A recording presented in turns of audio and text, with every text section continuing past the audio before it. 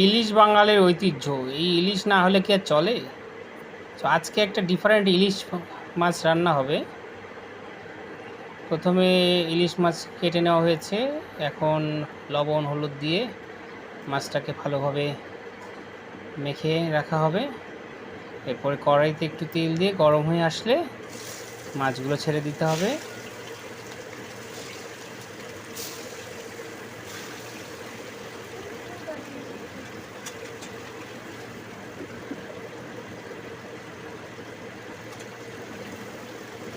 মাছগুলো মোটামুটি ভাজা হয়ে আসছে প্রায়।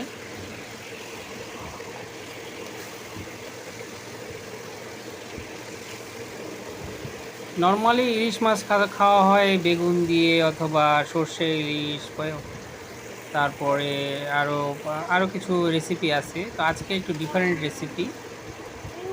মাছটা ভাজা হয়ে গেছে। সেই রেসিপিটা হচ্ছে যে নর্মালি যে আমরা যে আলু পটল বা এই জাতীয় যে সবজিগুলো খাই সেই সবজি দিয়ে ইলিশ মাছ রান্না। এটা আলাদা হলেও রান্না কিন্তু খারাপ না।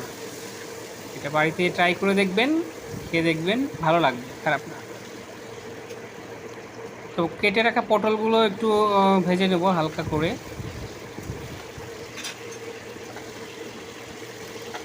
ভয়েস ওভার আমি দিচ্ছি, কিন্তু এটা মনে করেন না যে আমি রান্না পারি।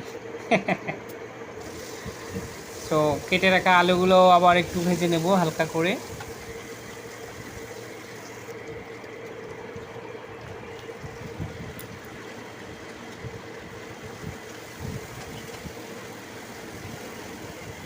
এরপরে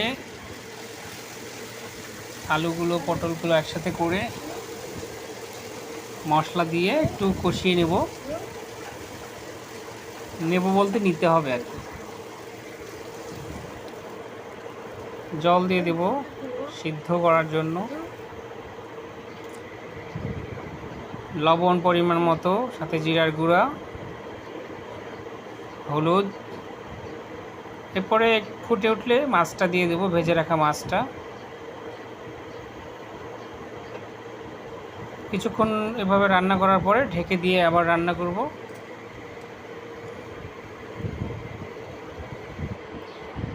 খুব স্বাস্থ্যকর একটা খাবার তৈরি হয়ে গেল। এতে খারাপ কিছুই নাই, একদম সব কিছু ফ্রেশ। আলু পটল দিয়ে ইলিশ রান্না। বাঙালি হিসেবে এই রান্নাগুলো কিন্তু অনেক টেস্টি। নিজেরা বাড়িতে ট্রাই করে খেয়ে দেখবেন, ভালো লাগবে।